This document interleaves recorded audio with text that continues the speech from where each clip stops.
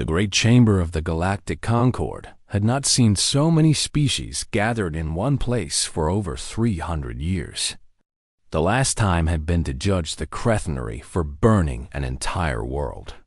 Now they gathered again, and this time the accused species was humanity. Ambassador Kethrix of the Veloci delegation sat in her assigned section. Her serpentine body coiled beneath her in the way her people rested when they expected to wait a long time. Her scales were a deep blue that shifted to purple in certain lights, and her 4 eyes moved independently as she watched the delegations file into their places. She had been chosen for this assignment because she was considered one of the foremost experts on human behavior in the Veloci diplomatic corps. She had spent 15 years studying them. She had read their history, watched their entertainment, learned 3 of their languages. And still, after all that time, she did not fully understand them. The chamber was enormous, built to accommodate species of vastly different sizes. The Cretinary delegation took up an entire section by themselves, their massive armored bodies requiring special reinforced seating. The silicate mine sent only a single representative, a floating crystalline structure that pulsed with inner light. The Drenari, the species that had brought the charges against humanity, occupied the section directly across from the human delegation. Their insectoid faces were impossible for most species to read, but Kethrix had learned to notice the small movements of their mandibles that indicated emotion. Right now, those mandibles were clicking in patterns that suggested both anger and fear. The human delegation was small. Only 12 individuals sat in their assigned section, dressed in formal clothing that Kethrix knew they called military uniforms.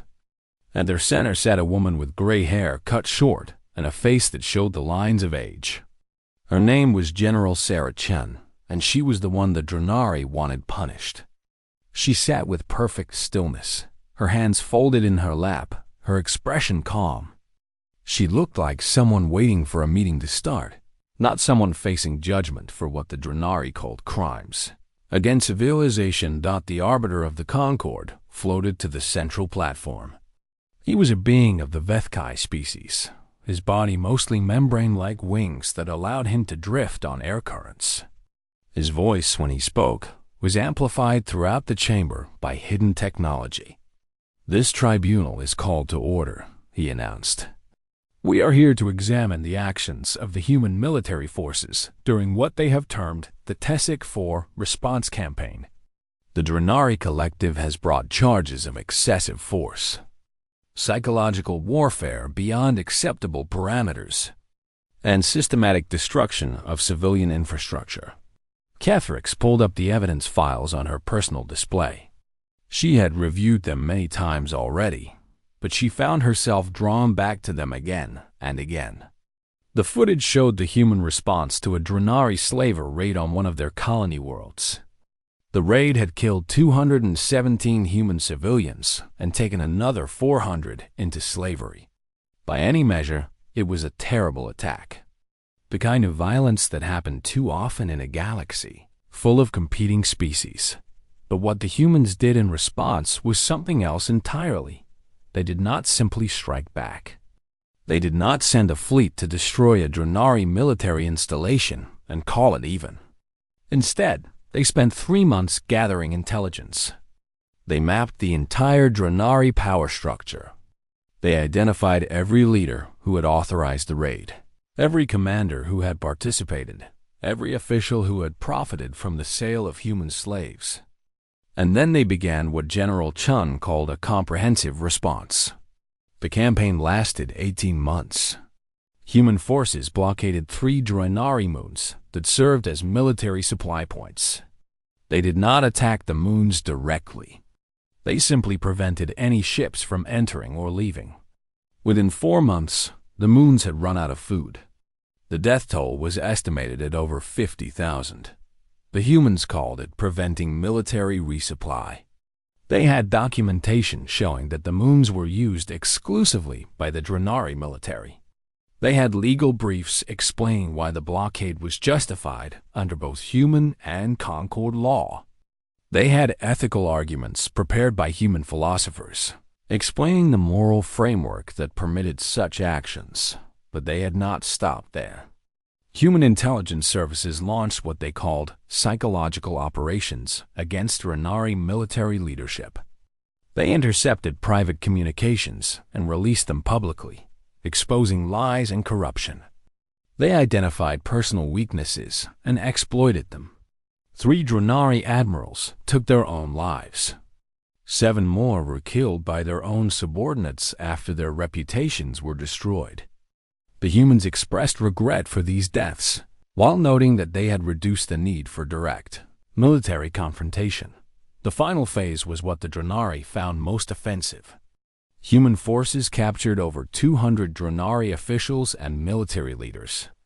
They held public trials, broadcast across all of Drenari space. They presented evidence. They allowed the accused to speak in their own defense. And then they executed them, one by one, in accordance with what the humans called due process of law. Kethrix looked at General Chun again. The woman had overseen all of this. She had signed the orders. She had appeared in broadcasts, explaining why each action was necessary and just. And now she sat in this chamber, facing judgment, looking as peaceful as if she were attending a diplomatic dinner. That was what frightened Kethrix most. Not the violence itself. She had seen violence before. The galaxy was full of violent species. What frightened her was the calm, the certainty, the way humans could do terrible things and still believe themselves to be righteous. The Arbiter called for the Drenari to present their case, and Kethrix settled in to listen. But she found her eyes drawn back to the human delegation again and again, watching them watch the proceedings with quiet patience. They did not look like monsters. They looked like people who believed they had done the right thing. Somehow, that was worse. The Drenari representative spoke for 3 hours. His name was difficult for most species to pronounce. A clicking series of sounds that translated roughly to Voice of Justice. He was old for his kind, his exoskeleton showing the dull patches that came with age. But his voice remained strong as he detailed the suffering his people had endured. He spoke of the blockade first. He showed images of empty food stores, of children too weak to move, of bodies being carried to mass graves because there was no energy left to cremate them in the traditional Drenari manner. He played recordings of desperate calls for help that went unanswered because human ships surrounded every access point. He quoted human commanders responding to pleas for mercy with calm explanations of why the blockade would continue. They knew, Voice of Justice said, his mandibles clicking with barely controlled emotion. They knew our people were dying, and they did nothing. They watched and waited and let hunger do what their weapons could have done in hours.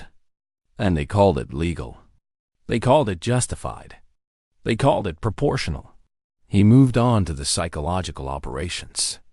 He showed the recordings that human intelligence services had released, private conversations between Drenari leaders that revealed embarrassing secrets and political betrayals.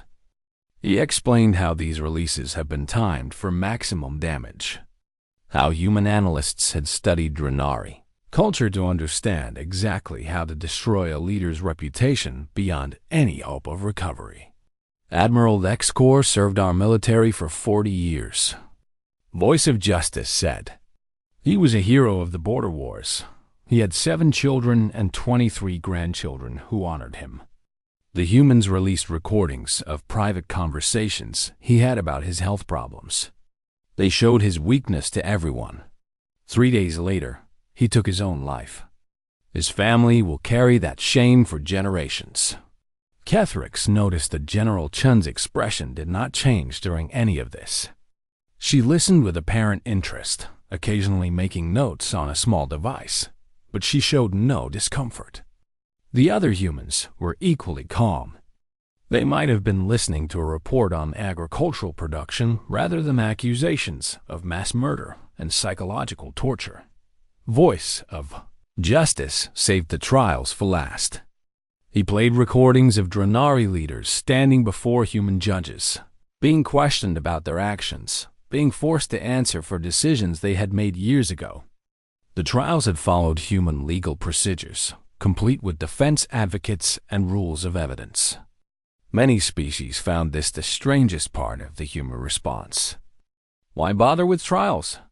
Why create the appearance of justice before carrying out executions that had clearly been decided before they began? They made our leaders beg, Voice of Justice said, his voice dropping low. They forced them to answer questions for days, to relive every decision, to try to justify themselves to an enemy that had already decided their fate. And then they killed them. Not in battle, not quickly.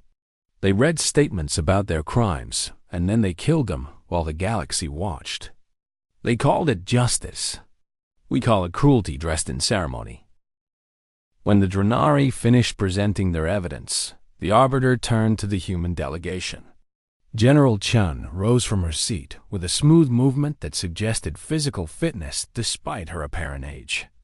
She walked to the central platform and stood there for a moment, looking around the chamber at all the species who had gathered to judge her. I want to thank the Concord for allowing us to respond to these charges, she began. Her voice was pleasant, even warm. She spoke the common galactic language with a slight accent that Kethrix had learned to associate with a region of Earth called the American Midwest. I also want to acknowledge the suffering that the Drenari people had experienced. Loss of life is always tragic, regardless of the circumstances that lead to it. She paused, and Kethrix noticed several delegations leaning forward. The humans had a reputation for being unpredictable, and no one knew quite what to expect from this woman who had orchestrated such a methodical campaign of destruction. The Drenari representative has presented the effects of our actions, Chun continued. What he has not presented is the context. So let me provide that context now. She activated her own display, and images appeared in the center of the chamber. Human children, dead in the streets of a colony. Human adults being loaded onto Drenari slave ships. Human families torn apart, screaming for each other as they were separated and sold. 217 humans died in the initial raid, Chun said. 412 were taken as slaves. Of those, we have confirmed that 309 died in Drenari custody within the first year. The others remain unaccounted for, though we have evidence suggesting most did not survive much longer. She changed the image to a map showing Drenari space. This was not the first raid. The Drenari have attacked human settlements 17 times in the past 50 years. In total, over 4,000 humans have been killed or enslaved. Each time we protested through diplomatic channels. Each time we requested that the Concord intervene. Each time we were told that the Drenari were a sovereign species and that internal matters could not be addressed. Kethrix felt uncomfortable. She remembered those diplomatic requests. The Veloci had voted against intervention each time, along with most other species. The Drenari were useful trading partners, and humanity was still new to galactic politics. It had seemed easier to let the matter resolve itself. So we resolved it ourselves, Chun said. General Chun spent the next 2 hours explaining the logic behind every action her forces had taken. She had charts showing how the blockade had been calculated to apply maximum pressure on military logistics while minimizing harm to civilians who were not connected to military operations. She had psychological profiles explaining why certain Drenari leaders had been targeted for information releases while others had been left alone. She had legal documents prepared by teams of human lawyers, showing how each action complied with both human law and the general principles of the Galactic Concord. The Drenari military command structure is based on personal honor, Chun explained. Leaders who lose their honor lose their authority. Our psychological operations were designed to remove authority from those who had ordered or participated in attacks on humans. We did not kill Admiral Vexcor. We revealed information about him that was true. His own culture did the rest. The Arbiter interrupted her. And the trials? The executions? How do you justify those? Chun nodded as if she had been waiting for this question. Human law requires accountability. Those who order the deaths of innocents must face consequences. We gave every accused individual a fair trial. They had advocates to speak on their behalf. They could present evidence. Some were acquitted when the evidence was insufficient.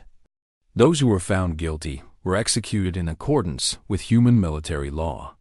But they were not human, the Arbiter pointed out. Your laws did not apply to them. They attacked humans, Chun replied. They killed humans. They sold humans into slavery. When they made that choice, they accepted the consequences that human law imposes on such actions. We are not apologizing for holding them accountable. Cathrix studied the reactions around the chamber. The Crethenary delegation seemed almost approving. Their culture respected strength and decisive action. The Silicate minds showed no reaction, as usual. Many of the smaller species looked frightened, probably wondering what humans might do if they ever felt threatened by someone else. The Drenari delegation was furious. Their mandibles clicked constantly, and several of them had to be restrained by their companions from speaking out of turn. Voice of Justice sat with his legs folded beneath him, his ancient eyes fixed on General Chun with an expression that Cathrix could only describe as hatred. You speak of accountability, Voice of Justice said when it was his turn to respond. But you do not hold yourselves accountable. Your soldiers who carried out the blockade face no punishment. Your intelligence officers who drove our leaders to despair face no consequences. Only we are expected to suffer for our actions, while you celebrate yours. Chun did not seem disturbed by this accusation. Our soldiers followed orders that complied with our laws and our ethical standards. They have nothing to answer for. The Drenari leaders who were executed made choices that violated basic principles of civilization. There is no equivalence. You define civilization on your own terms, Voice of Justice shot back. You decide what is acceptable and what is not, and then you punish anyone who fails to meet your standards. That is not justice. That is empire. The chamber fell silent. This was the accusation that many species had been thinking but had not spoken aloud. Humanity was still relatively new to the galactic community. They had only been traveling between stars for about 300 years. But in that time, they had shown a remarkable ability to impose their will on situations they cared about. Chun was quiet for a moment before responding. When she spoke, her voice was softer than before, almost reflective. You may be right, she said. We do define our standards. We do punish those who violate them. But every species does this. The Crethenari have their codes of war. The Veloci have their principles of diplomatic conduct. The Drenari have their hierarchy of honor. We simply refuse to accept that our people can be killed and enslaved without consequence because someone else's culture says it's acceptable. She looked directly at Voice of Justice. You asked why we don't punish our own soldiers. I asked why you didn't punish the leaders who ordered the raid on Tezek 4. We made diplomatic requests. We asked for justice through proper channels. You ignored us. So we found justice ourselves. The Arbiter called for a recess after that exchange. The various delegations retreated to their private spaces to discuss what they had heard. Cathrix found herself walking through the station's corridors. Trying to process everything she had witnessed she turned a corner and nearly collided with a human. He was young, much younger than General Chun, with brown skin and dark hair and eyes that looked tired. His uniform identified him as a junior member of the human delegation. Sorry, he said automatically, stepping back. Wasn't watching where I was going. Kethrix studied him with all four of her eyes. You are with the human delegation? Yes, Thomas Vasquez. I'm basically here to carry things and take notes. He smiled, but the expression seemed forced. You're Veloci, right? I studied your people's art during my cultural training. Beautiful work with light and color. This was not what Kethrix had expected. She had prepared herself to encounter humans who were cold, calculating, perhaps defensive. This young man seemed almost desperate to make a connection, to be seen as friendly and normal. You're General Chun, Kethrix said. She speaks of justice and accountability with such certainty. Does she truly believe what she says? Vasquez was quiet for a moment. She does, he finally said. That's the thing about General Chun. She's not pretending. She genuinely believes that everything she did was right. And you? Do you believe it was right? The young human's face went through several expressions before settling on something that looked like exhaustion. I don't know, he admitted. I know why we did it. I know the logic. I've read all the briefings and the ethical analyses. But knowing why doesn't always make it easier to sleep at night. The deliberation took 3 days. During that time, Kethrix found herself seeking out Tomas Vasquez several more times. She told herself it was research, an opportunity to understand the human perspective from someone who was not as practiced at diplomacy as General. Or was not as practiced at diplomacy as Drangaris Chun, but part of her simply found the young man easier to talk to than most humans she had encountered. On the second day, she asked him the question that had been bothering her since the tribunal began. Why do you justify everything? She asked. The Crethanari do not explain when they destroy. They simply destroy. The silicate minds calculate outcomes and act on probability. But your people create elaborate frameworks of ethics and law to explain your violence. Why? Vasquez took a long time to answer. They were sitting in one of the station's observation lounges, looking out at the stars. The light from distant suns reflected off his eyes as he thought. Because we have to, he finally said. Humans have done terrible things to each other throughout our history. Wars, genocide, slavery. We have a long record of cruelty. And we've spent thousands of years trying to build systems to prevent ourselves from repeating those mistakes. Laws, ethics, religions, philosophy. We create rules and then we try to follow them, but you don't always follow them, Kethrix pointed out. No, Vasquez admitted. We don't. And that's the worst part. We know what we should do. We teach our children the difference between right and wrong. We write books about justice and mercy. And then sometimes we do terrible things anyway, and we have to look at ourselves and admit that we failed to live up to our own standards. He laughed, but there was no humor in the sound. Do you know what's different about the TESEC 4 response? We didn't fail. We followed our rules exactly. Every action was approved by lawyers and ethicists and military committees. Everything was documented and justified. And that's somehow worse. We didn't break our rules. We used them. Kethrix considered this. You are saying that your ethical frameworks can be used to justify cruelty.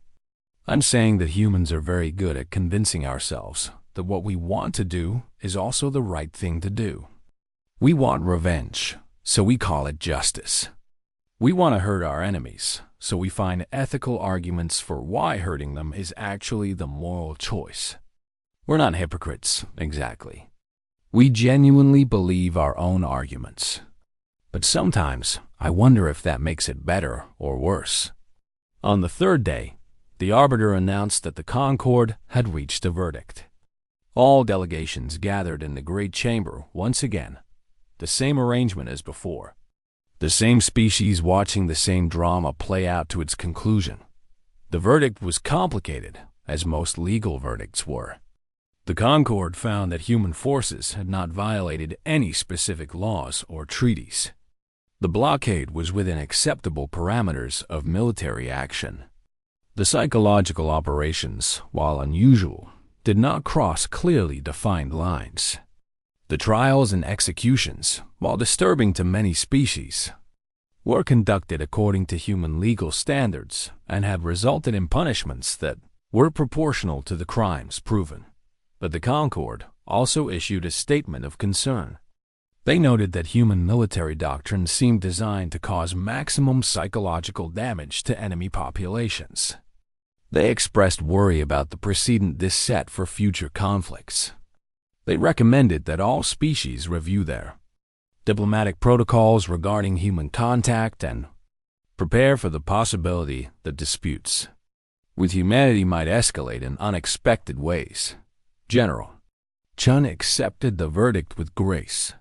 She thanked the Concord for their consideration and expressed hope that humanity would never again need to take such actions.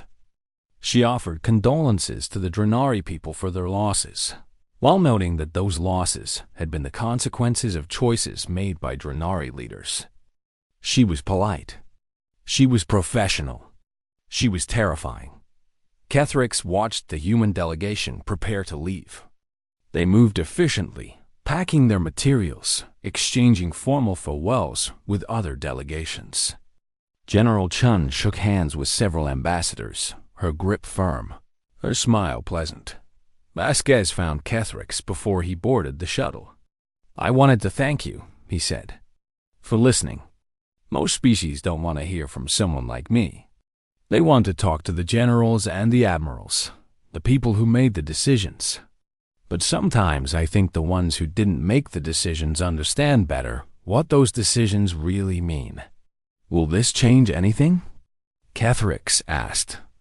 "Will your people behave differently now that you have seen how the galaxy views your actions?" Vasquez thought about it. "Some people will say we should have been harsher. Some will say we went too far. We'll argue about it for years, probably decades. We'll write books and make films and have endless debates about whether the Tessic 4 response was justified. And what will you conclude?" "We'll conclude that we were right," Vasquez said. "We always do. That's the human way. We feel terrible about what we did, and then we convince ourselves it was necessary, and then we feel better. Until the next time." He walked to the shuttle and did not look back. Kethrix watched the human vessel depart, carrying General Chun and her delegation back to their distant world. Around her, other species were also watching, their various forms of eyes tracking the shuttle until it disappeared into the distance. No one spoke. But Kethrix could feel the shared thought passing through the chamber. Humanity had been weighed by the Concord and found to be within acceptable bounds. They had played by the rules, more or less. They had justified their actions with law and ethics and procedure, and they had shown the galaxy exactly what they were, capable of when someone gave them a reason. The Drenari would not raid human settlements again. That much was certain. But Kethrix wondered how many other species were now quietly updating their own calculations about the costs and benefits of conflict with humanity. How many were deciding that it would be better to stay on human good side, to avoid giving them reasons to turn that terrible focus in a new direction? The humans had not conquered anyone. They had not built an empire or demanded tribute. They had simply demonstrated that harming them came with a price, and they were willing to pay any cost to collect it. Kethrix coiled her body and began the long process of composing her report to the Veloci Council. She would describe everything she had seen and heard. She would analyze the human military doctrine and the psychological profiles of their leaders. She would make recommendations about future diplomatic relations, but she already knew what her conclusion would be. The humans were not the most powerful species in the galaxy. They were not the oldest or the wisest or the most numerous, but they might be the most dangerous. because they had found a way to do terrible things and still believe they were good. That was a trick no other species had ever quite mastered, and it made humanity more frightening than anything Cathrix had ever encountered in all her years of diplomatic service.